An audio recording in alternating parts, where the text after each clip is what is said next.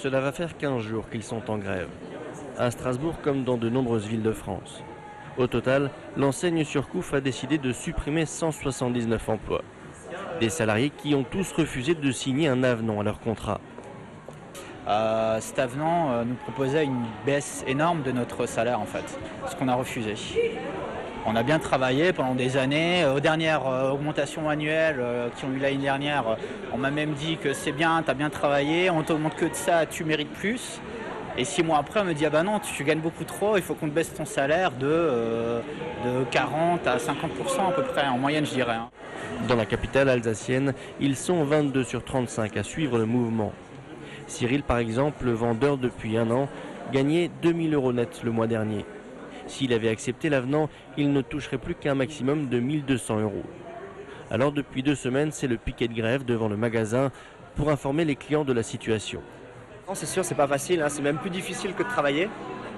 Mais en fait, vu les réactions de la direction, on est de plus en plus motivé aussi dans notre grève. Il faut savoir qu'on n'est pas du tout entendu, donc maintenant on va mettre les bouchées doubles, quoi. Les magasins Surcouf ont été rachetés par le groupe Hugues Muliez il y a un an. À l'époque, le nouveau propriétaire promettait de relancer l'activité de ce spécialiste de l'informatique. Malgré une politique de prix agressive, les résultats n'ont pas été à la hauteur des attentes.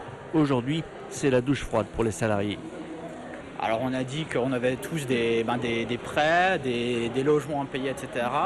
Que ça risquait d'être difficile et on nous a dit qu'il fallait serrer la ceinture, que c'était à nous, vendeurs, employés, caissières, personnel de la logistique, de faire des sacrifices.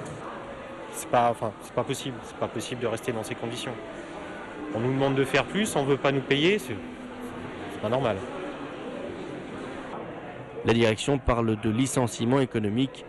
Pourtant, selon les syndicats, immédiatement après le début de la grève, 9 personnes ont été embauchées à Strasbourg comme pour briser le mouvement. Les responsables du magasin n'ont pas souhaité faire de commentaires. Les clients, eux, subissent les conséquences. Ce que je constate, c'est que nous, en tant que clients, nous sommes évidemment pénalisés et au regret de constater que de bons techniciens de la maison ne sont plus à la disposition des clients, mais sont dans la rue, en quelque sorte. Ils sont licenciés, mais ils ne savent pas encore à partir de quand. Des négociations ont finalement commencé ce lundi à Paris sur le montant des indemnités de licenciement notamment. Les grévistes ne partiront pas sans une indemnité correcte, car de l'argent disent-ils, il y en a. Pour preuve, le nouveau siège social en construction pour une valeur de 8 millions d'euros.